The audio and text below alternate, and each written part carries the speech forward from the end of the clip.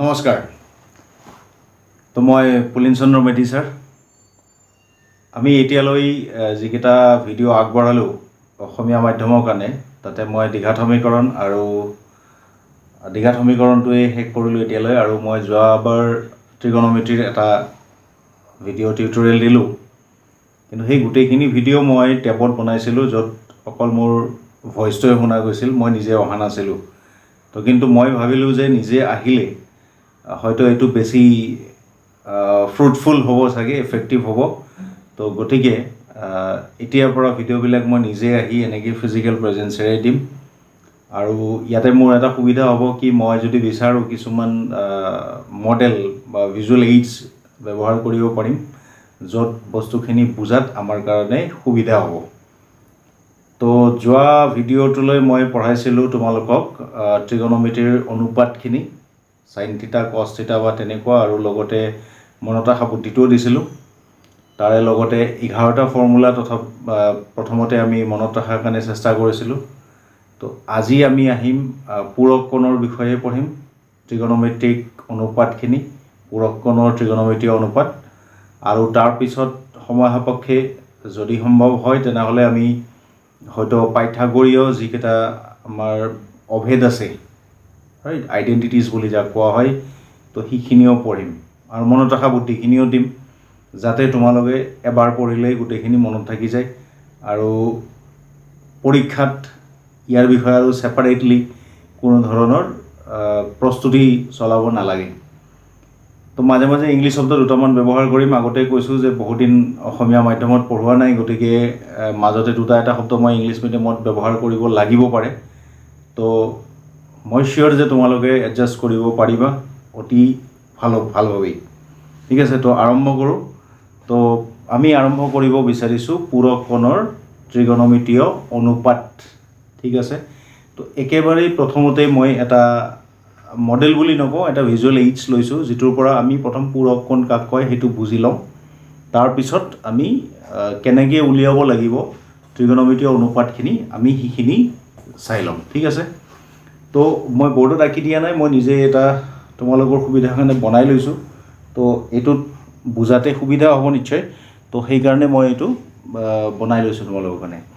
তো আমি যেতিয়া ত্ৰিগোণমিতিয় অনুপাতখিনি আমি আগবঢ়াইছিলোঁ বা ডিফাইন কৰিছিলোঁ, যাক আমি প্ৰথমতে ট্ৰাইংগল এটা ত্ৰিভুজৰ পৰা উলিয়াইছিলোঁ, তেতিয়া আমি কৈছিলোঁ যে আমাৰ ত্ৰিভুজটো সদায় সমকোণী ত্ৰিভুজ হ'ব লাগে। সমকোণী ত্ৰিভুজ মানে তাৰে এটা কোণ 90 ডিগ্ৰী হ'ব আৰু বাকী দুটা সূক্ষ্ম কোণ হ'ব। সূক্ষ্ম মানে হ'ল ইহঁতৰ যিখিনি মাপ 0ৰ পৰা 90 ডিগ্ৰীৰ ভিতৰত হ'ব লাগিব।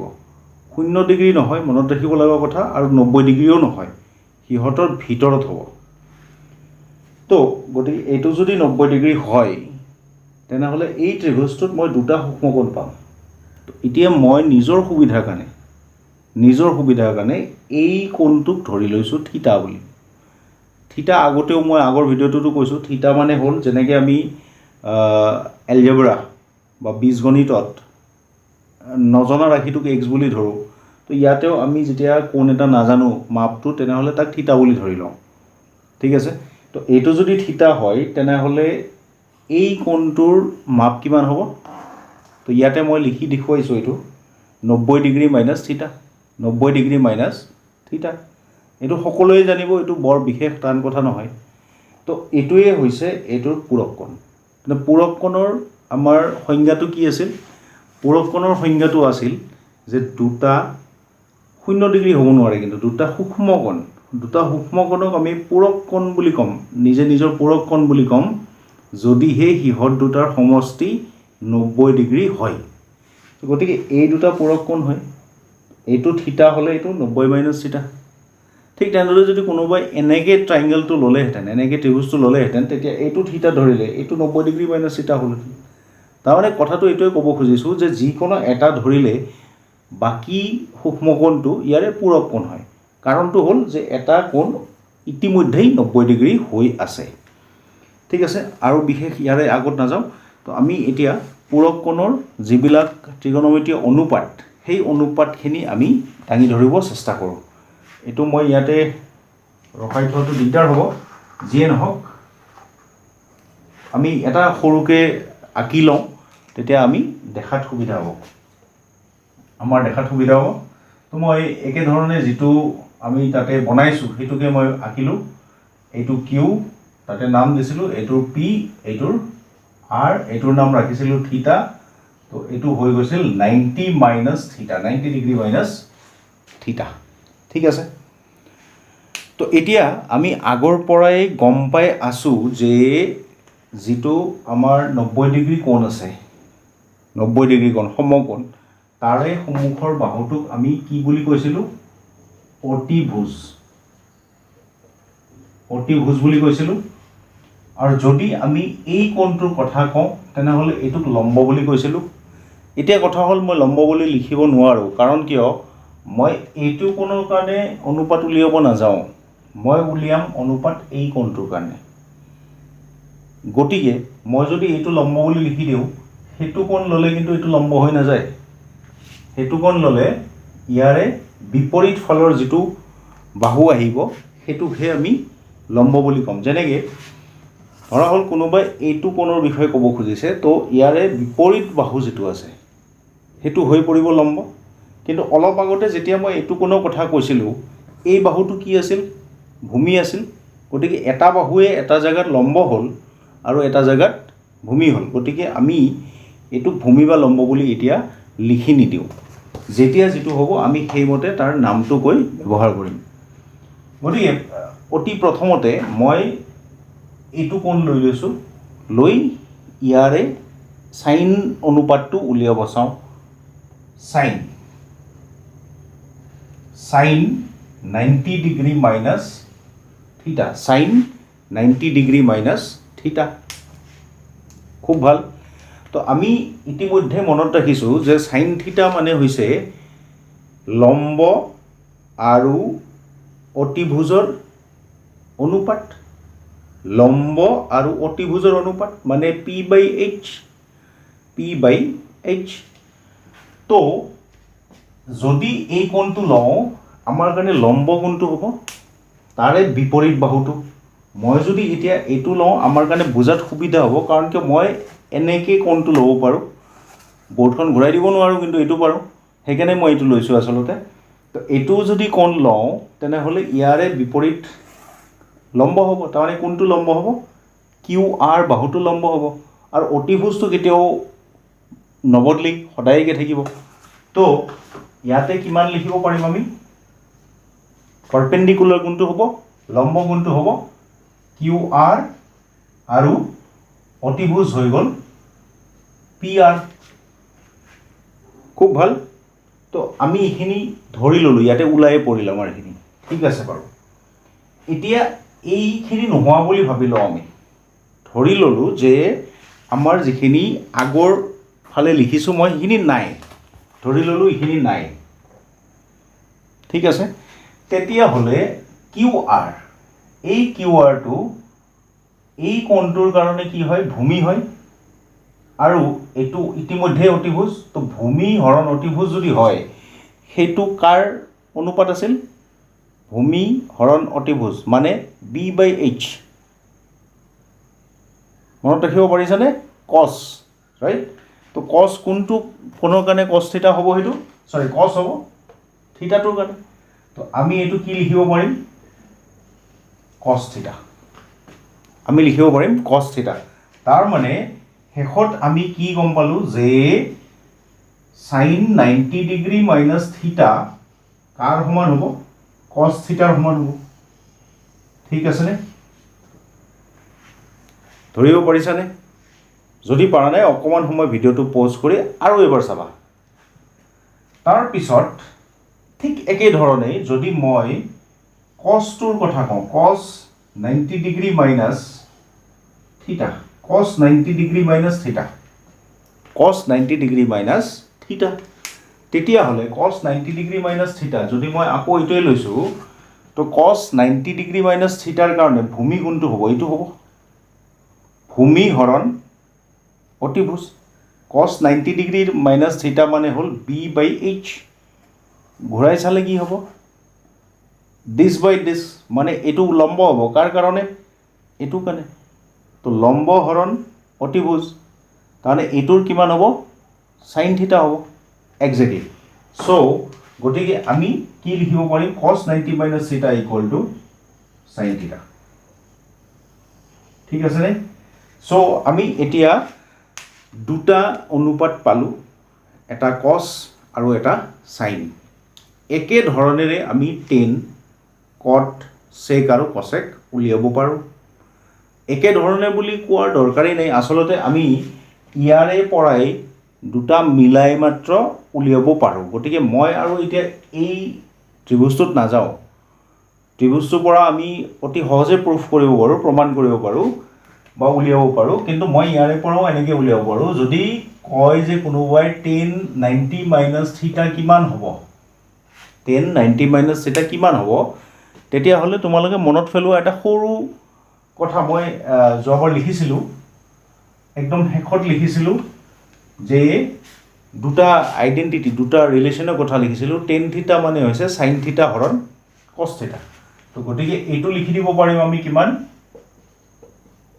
sin 90 degree minus theta হৰণ cos 90 degree minus theta এতিয়া তোমালোকে sin 90 ৰ কিমান ভ্যালু হ'ব ইয়াতে পাইছা তুমি cos theta লিখিব পাৰা আৰু এইটো sin theta লিখিব পাৰা তো কিমান হৈ গ'ল এইটো cot theta তাহলে tan 90 minus theta মানে হ'ব cot theta ঠিক আছে ঠিক তেনেদৰে যদি তুমি বিচাৰা যে নহয় মই বেলেগটো উলিয়াম বেলেগটো মানে cot 90 minus theta একে ধৰণৰে কথা সো মই বাকিখিনি কৰি নিদিও আৰু তোমালোকে এইখিনি নিজৰ প্ৰেক্টিছৰ কাৰণে কৰি ল'বা যাতে বস্তুখিনি বুজাত একো অসুবিধা নাথাকে কাৰণ এইখিনি হৈছে আমাৰ অতিকে প্ৰাথমিক বস্তু আৰু যিখিনি গোটেই ত্ৰিগোনোমেট্ৰি বুজাত সদায় আমাৰ কাৰণে সমল হৈ ৰব এইখিনি নহলে আমি বাকি বুজিব চেষ্টা কৰিও লাভ নাথাকে পিছত ঠিক আছে তো মই এতিয়া বুজাই দিলো এইখিনি গোটেই ফৰ্মুলাখিনি একেলগে মই লিখি লওঁ এতিয়া বুদ্ধিটো দিব লাগিব নহয় কেনেকৈ মনত ৰাখিব লাগিব যাতে ইমান কথা আমি এনেকৈ আলোচনা কৰিব নালাগে ত্ৰিভুজ বনাব নালাগে তো অতি সহজতে যাতে আমি কেতিয়াও নাপাহৰো সেই বুদ্ধিটো দিব খুজিছোঁ ঠিক আছে গতিকে অকণ মন দি শুনিবা তো মই একদম 100% চিয়ৰ জীৱনত কেতিয়াও নাপাহৰা একদম গ্যাৰান্টি দিব পাৰোঁ ঠিক আছে সো মই ফৰ্মুলা কেইটা লিখি লওঁ তাৰ আগতে ফৰ্মুলা কেইটা লিখাৰ আগতে মই কেইটামান আৰু বিশেষ কথা আলোচনা কৰিম বিশেষ কথা কেইটামান মানে যিকেইটা আমি অনুপাত পালোঁ সিহঁতৰ সম্পূৰ্ণ নামটো ইংলিছত ঠিক আছে সম্পূৰ্ণ নামটো আমি জানিলে আমি অতি সহজতে গোটেই বস্তুখিনি মনত ৰখাৰ কাৰণে যেটো মই বুদ্ধি বুলি ক'লো মেমৰি ইট বুলি ক'লো হেতু আহি যাব অটোমেটিক্যালি কেতিয়াও নাপাহৰা একদম পুৰা 100% শিওৰ ঠিক আছে আচ্ছা তো আমি কি মনত ৰাখিব লাগিব মই অকমান হিপিনে সাইডত লিখি দিম যাতে মই মেইন পাৰ্টত মেমৰি ইটটো ইউজ কৰিব পাৰো ঠিক আছে তো যাক আমি SIN সাইন বুলি লিখো বহুতে সিন বুলি কয় কিন্তু এটো ভুল উচ্চাৰণ বুলি মই ভাবো সাইন হ'ব লাগে তো সাইনৰ যেটো অনুপাত সাইন অনুপাতটোৰ সম্পূৰ্ণ নামটো হৈছে সাইন SIN ইয়াতে pronunciation কৰোতে উচ্চাৰণ কৰোতে বৰ বিশেষ ডিফাৰেন্স নহয় মাত্ৰ সম্পূৰ্ণ নামটোত এটা এক্সট্ৰা বৰ্ণমালা আহি যায় ই আহি যায় ঠিক আছে ভাল কথা cos যাক আমি cos বুলি কওঁ হেতুৰ সম্পূৰ্ণ নামটো হ'ল কোসাইন মন দিবা মই এতিয়া পৰাই মেমৰি এইটোৰ বেসিকটো ফান্ডামেন্টাল যিখিনি ভূমি বুলি কয় ফাউন্ডেশনটো বনাব চেষ্টা কৰি আছো সাইন কোসাইন আগৰটোত এটা কো লাগি গৈছে সাইন আছিল বাকিখিনি একে থাকিল কো এটা লাগি গৈছে আগফালে লাগি গৈছে টুপি পিন্ধাৰ দৰে লাগি গৈছে ভাল কথা এতিয়া আহো নেক্সট 10 টোৰ সম্পূৰ্ণ নামটো হৈছে টেনজেন্ট 10ৰ সম্পূৰ্ণ নামটো হৈছে টেনজেন্ট তাৰ পিছত আহি যায় আমাৰ কটৰ সম্পূৰ্ণ নামটো হয় কোটেনজেন্ট কোটেঞ্জেণ্ট। মই অকণমান টাইম লৈ কৈ আছোঁ, কাৰণ কিয় এইখিনি জীৱনভৰৰ কাৰণে মুখস্থ থাকিব লাগিব, মনত থাকিব লাগিব, বিশেষ কষ্ট নকৰাকৈ। টেনজেণ্ট মানে টেন। কোনোবাই যদি টেন বুলি কয়, মূৰৰ ভিতৰত সোমাব লাগিব যে মই টেনজেণ্ট, ডাঙৰ শব্দটো মনত আহিব লাগিব, টেনজেণ্ট। কট বুলি ক'লে কোটেঞ্জেণ্ট। কি বুজি পাইছা ইয়াতে? দেখা পালোঁ যে ওপৰৰ যিটো টেনজেণ্ট আছিল তাৰে আগত ক আহি গৈছে। টুপি বুলি কৈছিলোঁ নহয়, টুপি পিন্ধি গ'ল, ক আহি গ'ল। ঠিক আছে, টেনজেণ্ট কোটেঞ্জেণ্ট, টেনজেণ্ট কোটেঞ্জেণ্ট। তাৰপিছত এতিয়া আমি লাষ্টৰটো কথা কওঁ, চেক। চেকটোৰ পূৰা স্পেলিংটো হৈছে চিকেণ্ট। আমি প্ৰনাউন্স কৰোঁ চিকেণ্ট, চিকেন নহয় দেই, চিকেণ্ট। কোনোবাই ছেকেণ্ড বুলিও কয়, মই নাজানো সঁচা কোনটো বা শুদ্ধ কোনটো, মই চিকেণ্ট বুলি কওঁ। তেতিয়াহ'লে কোচেক, কোচেক মানে হৈছে কো চিকেণ্ট। কি মন কৰিলা? কিবা সামঞ্জস্য আছেনে আগৰটোৰ লগত? নিশ্চয় আছে। ইয়াতেও কোটো লাগ লাগি গৈছে। তো মোৰ যিটো বুদ্ধিৰ, মনত ৰখা বুদ্ধিৰ সমলটো এইটো, এই কোকেইটা যে মই লগাই দিছোঁ ইয়াতে, কোকেইটা যে এনেকৈ বাকচ বনাই থৈ দিছোঁ, সেইটো মোৰ মনত ৰখা বুদ্ধিৰ সমল। আৰু এই নামকেইটা মই 100% চিয়'ৰ নাম কোনো নাপাহৰে।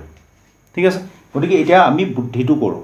ঠিক আছে, বুদ্ধিটো এটা শব্দত কৈ লওঁ, তাৰপিছত আমি ধাম ধুম লিখিম, কেতিয়াও নাপাহৰোঁ। বুদ্ধি।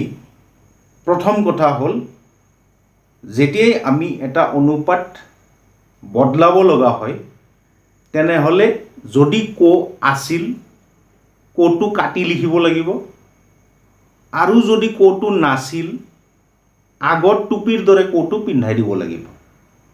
প্ৰথম কথা। 2 নম্বৰ কথা, সমান চিনৰ দুয়োফালে যি দুটা কোণ থাকিব, সিহঁত নিজে নিজৰ পূৰক হয়। যদি ইপিনে থিতা আছে, তেনেহ'লে ইপিনে 90 - থিতা থাকিব লাগিব, আৰু ইপিনে যদি 90 - থিতা আছে, ইপিনে থিতা থাকিব লাগিব।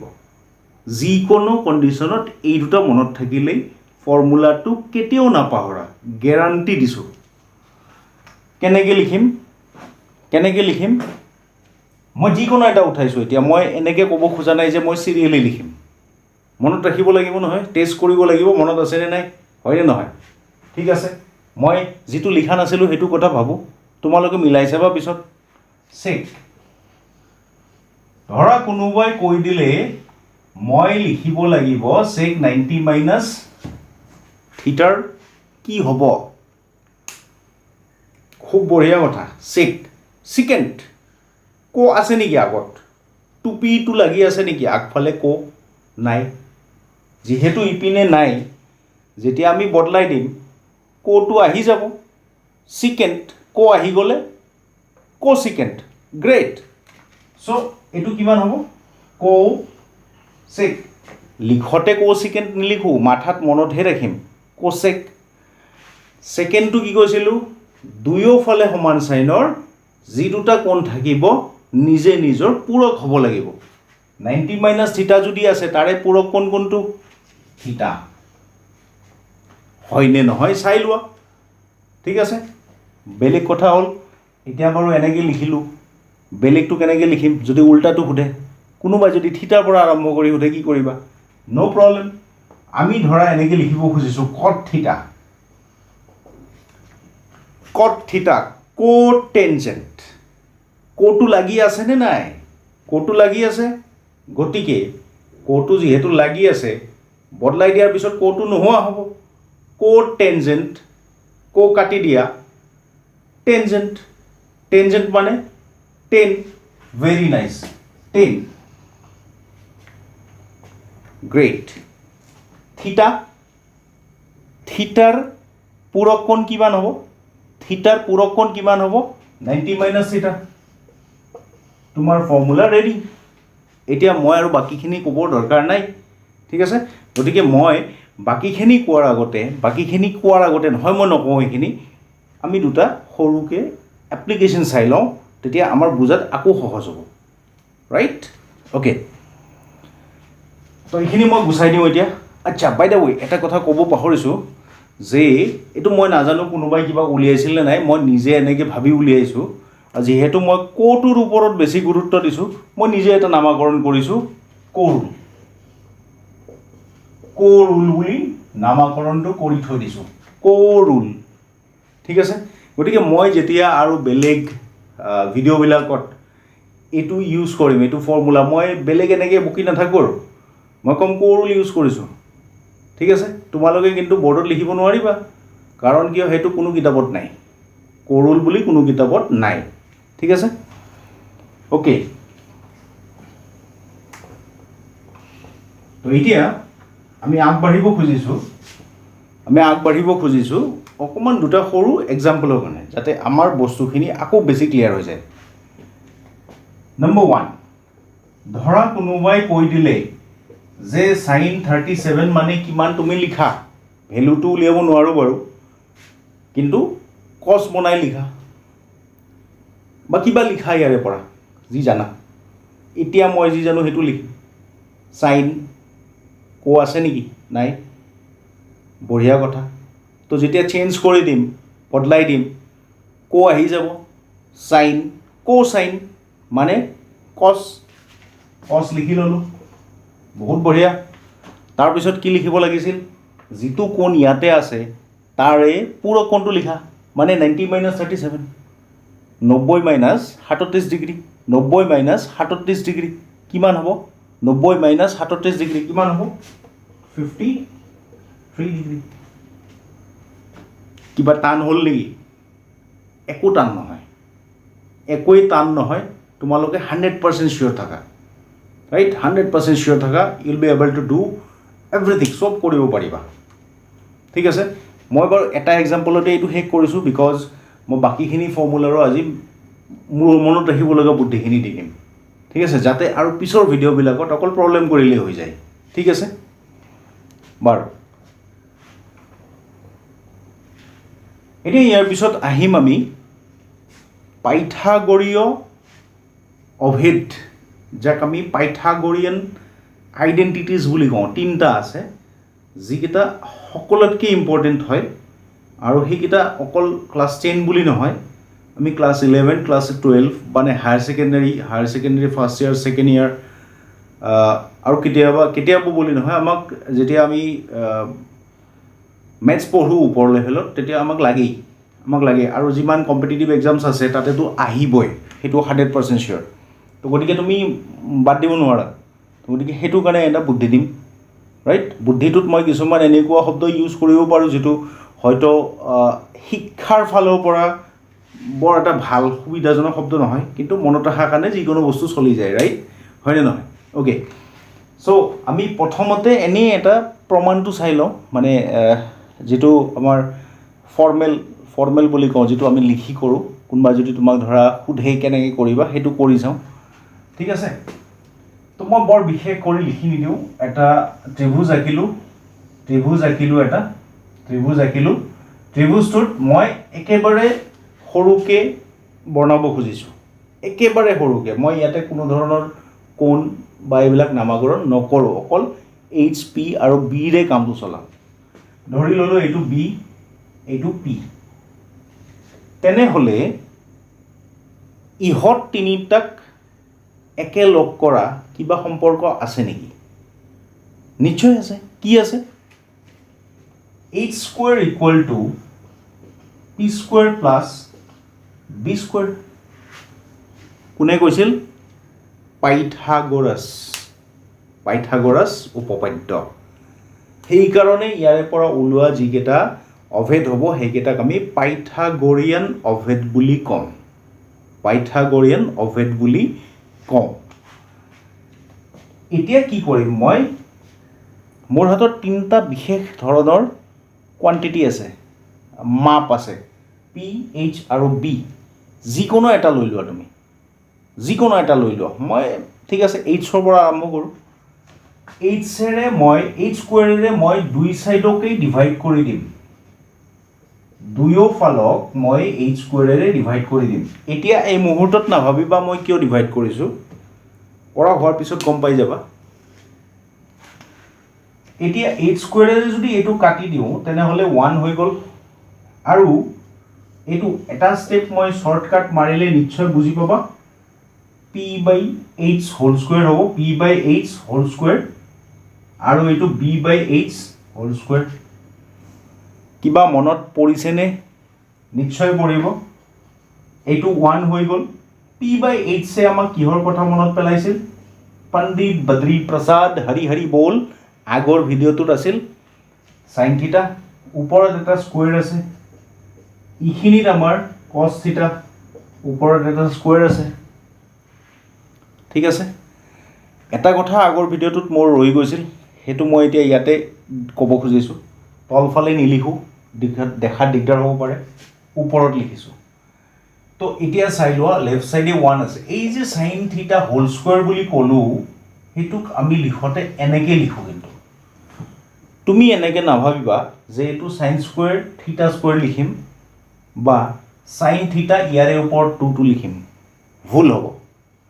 সাইন স্কুৱেৰ থিটা এনেকৈ লিখা মানে হৈছে sine theta bracket the whole square. Whole square বুলি ক'লে ব্ৰেকেটটো বুজায়।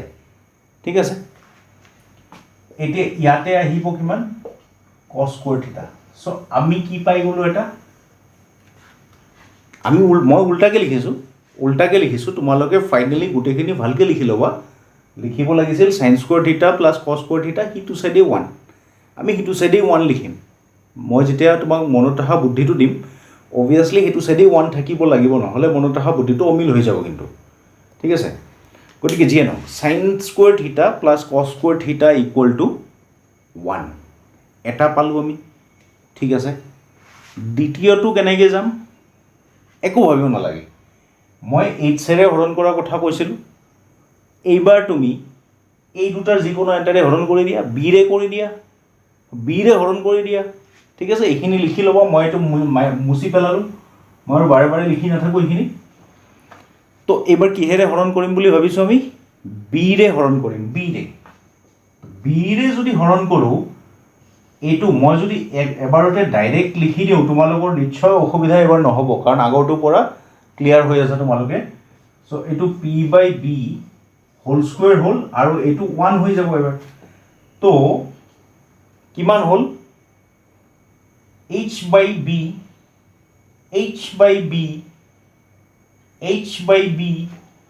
কাৰ উল্টা? b/h উল্টা।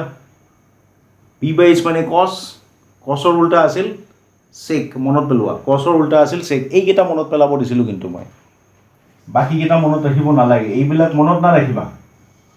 চেক থিটা, তো চেক স্কুৱেৰ হৈ যাব। p/b মানে আছিল টেন থিটা, চ' টেন স্কুৱেৰ হৈ যাব। 1 + 1, টেন স্কুৱেৰ প্লাছ 1। এই বাকচটোৱে বেলেগ ফৰ্মুলাটো দিলে। ঠিক আছে, আৰু এতিয়া শেষত আমি কিহেৰে ডিভাইড কৰিব বাকী আছে? পিৰে। যদি পিৰে ডিভাইড কৰি দিওঁ কি পাম বুলি ভাবিছা? মই এইটো ডাইৰেক্ট লিখিম, এতিয়া মই কৰি নেদেখুৱাওঁ, তোমালোকে কৰিব পাৰিবা। কি পাম? ইটো চাইডে পাম কছেক স্কুৱেৰ থিটা, সিটো চাইডে পাম কট স্কুৱেৰ থিটা আৰু 1। তাৰ মানে লাষ্টত যিটো আমি পাব গৈ আছোঁ, সেইটো পাম আমি কছেক স্কুৱেৰ থিটা ইকুৱেল টু কট স্কুৱেৰ থিটা প্লাছ 1। এতিয়া চাই লোৱা, মই ইচ্ছা কৰি এই মুহূৰ্তত ফৰ্মুলাকেইটা অকণমান উল্টা পুল্টা কৰি লিখি দিছোঁ। ঠিক আছে, অকণমান উল্টা পুল্টা কৰি মই লিখি দিছোঁ। এতিয়া মই তোমালোকক দিব গৈ আছোঁ মনত ৰখা বুদ্ধিটো, ৰাইট? এইটো বুদ্ধি শুনাৰ পিছত জীৱনত কেতিয়াও এইকেইটা ফৰ্মুলা নাপাহৰা। আৰু মই এটা চিয়'ৰ যে এইটো ফৰ্মুলা কোনোৱে নাপাহৰে। এই দুটাত অকণমান দিগদাৰ হয়, এইটো আৰু এইটোত। যিয়ে নহওক, মই গোটেইকেইটাৰ কাৰণেই দিম। তো কিন্তু তাতে আগতেই কৈ লৈছোঁ যে মই কেইটামান এনেকুৱা শব্দ ইউজ কৰিব পাৰোঁ, যিকেইটা শব্দ নৰ্মেলি আমি সভ্য সমাজত কেতিয়াও বেয়া শব্দ বুলি ভাবোঁ। ঠিক আছে, গালি গলজৰ কথা কোৱা নাই, কিন্তু শব্দবিলাক বৰ এটা ভাল নহয়। ঠিক আছে, হৈ যাব, কোনো কথা নাই। মনত ৰখাৰ কাৰণে যিকোনো এটা বুদ্ধি আমাৰ কাৰণে সদায়েই ভাল। ঠিক আছে, আমিতো কাৰো অপকাৰ কৰিব যোৱা নাই, গতিকে অসুবিধা নাই। ঠিক আছে, আৰু কাকো ইনচাল্ট কৰা নাই দেই। ফাৰ্ষ্ট অফ অল মই চবকে কৈ ল'ব খুজিছোঁ যে মই পাগল শব্দটো ইউজ কৰিম, ব্যৱহাৰ কৰিম। তো সেইটোৰ দ্বাৰা মই কোনো তেনেকুৱা ধৰক যিবিলাকৰ অকণমান অসুবিধা আছে মানসিক বা মেণ্টেল, মই কাকো অপমান কৰিব খোজা নাই। মই অকল নিজৰ এই ফৰ্মুলাটো মনত ৰখাৰ কাৰণে সেই শব্দটো ব্যৱহাৰ কৰিছোঁ। প্ৰথমটো মনত ৰখাৰ কাৰণে মই ব্যৱহাৰ কৰিম, আচ্ছা ইয়াতে মই ইচ্ছা কৰিয়েই শব্দবিলাক অকণমান ভুলকৈ লিখিছোঁ। চাইকো, সকলোৱে জানে চাইকো মানে অকণমান ক্ৰেক, পাগল বুলি কয়। যদি এখন ঘৰত এটা থাকে তেনেকুৱা, মই আকৌ চৰি ফিল কৰিছোঁ, মই কাকো ইনচাল্ট কৰাৰ কাৰণে কোৱা নাই। এখন ঘৰত যদি তেনেকুৱা এটা থাকে তেনেহ'লে ঘৰখনৰ অৱস্থা কি হ'ব পাৰে? এটাই চাফিচিয়েণ্ট, ৰাইট? গতিকে মই সেইটো মনত ৰখাৰ কাৰণে কৈছোঁ চাইকো এক। চাইকো শব্দটো মই ভুলকৈ লিখিছোঁ, চাইকো শব্দ একচুৱেল শব্দটো বেলেগ। এইটোৱে মোক কি মনত পেলাই দিব? চাইন থিটা, থিটাটো অট'মেটিকেলি আহিব, সেইবিলাক আৰু মনত ৰখা বুদ্ধিৰ কাৰণে নালাগে। কোটোৱে কছ মনত পেলাই দিব, একটোতো ক্লিয়াৰেই হয়, এক মনত পেলাই দিব। লগে লগে এইখিনি পোৱাৰ লগে লগেই গোটেইকেইটাৰ ওপৰত এটা এটা স্কুৱেৰ দি দিবা। তো এইটো হৈ গ'ল চাইন স্কুৱেৰ, এইটো হৈ গ'ল চাইন স্কুৱেৰ। ওৱানৰ ওপৰত স্কুৱেৰ দি কিবা লাভ আছে নেকি? একো নাই, ওৱান স্কুৱেৰ মানে ওৱানেই হয়। তো লেট ইট বি লাইক দিছ। তাৰপিছত প্ৰথম দুটাৰ মাজত সদায় প্লাছ, মনত ৰাখিবা বুদ্ধিটো, গোটেইকেইটাৰ কাৰণে একেই হ'ব। প্ৰথম দুটাৰ মাজত প্লাছ আৰু পিছৰটোৰ আগত, লাষ্টৰটোৰ আগত ইকুৱেল। পাই গ'লানে ফৰ্মুলাটো? চাইকো এক। নিজকে পাগল বুলি ধৰি ল'বা, কি অসুবিধা আছে, ৰাইট? মই যদি পাগল হওঁ ফৰ্মুলাটো এইটো আহিব, গ্ৰেট, ন' প্ৰব্লেম। কোনোবা সুধিব আহিছে নেকি? একো নাই, প্ৰব্লেমটো হ'বহে লাগে। হৈ গ'ল প্ৰথম মেমৰি এইড, ৰাইট? চাইকো এক। ঠিক আছে, 2 নম্বৰ মেমৰি এইড। 2 নম্বৰ আমি পাইছিলোঁ কি? 2 নম্বৰত কি পাইছিলোঁ? sec স্কুৱেৰ থিটা ইকুৱেল টু tan স্কুৱেৰ থিটা প্লাছ 1। অকণমান ঠাণ্ঠিত লগাই লিখিবলৈ মই ভালকৈ মেমৰি এইডটো দিম, মনত ৰাখিব বহুত ভাল। মনত ৰখাৰ কাৰণে এটা আচৰিত টাইপৰ কথা মনত পেলাওঁ বা মনত আনিব চেষ্টা কৰোঁ। আমি সদায় মাছ, মাংস, ভাত এইবিলাক ভাল খাদ্য খাই বৰ ভাল পাওঁ। ধৰা হ'ল জংঘল এখনত সোমাই গ'লোঁ, খাবলৈ একো নাই, কি খাব লাগিব? পোক পৰুৱা খাব লাগিব পাৰে, পোক পৰুৱা খাব লাগিব পাৰে বিপদত আহিলে। গতিকে মোৰ নেক্সট মেমৰি এইডটো হৈছে সেই পোক পৰুৱাৰ ওপৰতেই, যে মই ইমানেই পোক পৰুৱা বিচাৰি থাকিলোঁ যে হঠাৎ মই 1 টন ইনচেক্ট পাই গ'লোঁ।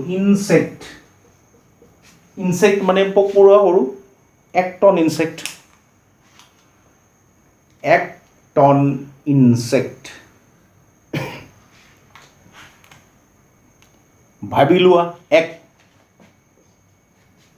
খুব ভাল। এতিয়াতো বুদ্ধিটো কমেই পালা, প্ৰথম দুটাত প্লাছ, পিছফালে ইকুৱেল আৰু স্কুৱেৰ দি যাব লাগে। তো একেলগে দি যাব পাৰিবা, ফৰ্মুলাটো ওলাই যাব। এইটোত প্লাছ আহিব, 1 স্কুৱেৰ কৰি লাভ নাই। টন মনত দিব লাগিব নেকি? টন মানে 10। তো এইটো কিমান হ'ব? tan স্কুৱেৰ থিটা সমান চিন ইনচেক্ট। এইখিনি মনত ৰাখিলেতো চেকটো দেখাই পাবা ইয়াতে লুকাই থকাটো। গতিকে এইটো কিমান হ'ল? sec স্কুৱেৰ থিটা। 1 plus tan স্কুৱেৰ থিটা ইকুৱেল টু sec স্কুৱেৰ থিটা। In your life you will never forget it, guarantee. This is my guarantee. 1 ton insect, 1 ton পোক পৰুৱা। হৈ গ'ল। এতিয়া লাষ্টৰটো লৈ আহিছোঁ।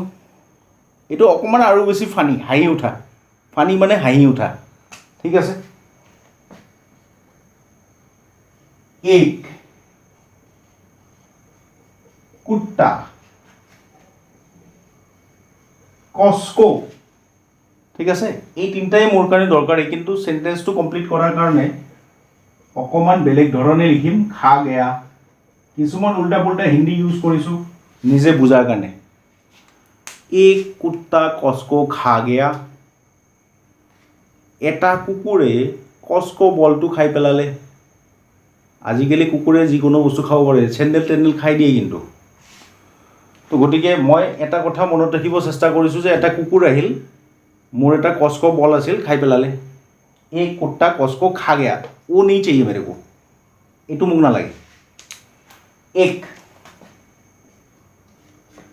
1 स्क्वायर দি দিলোঁ প্লাছ আহি গ'ল কুত্তা cut very nice cot squared equal cosco will remind you about cosec squared theta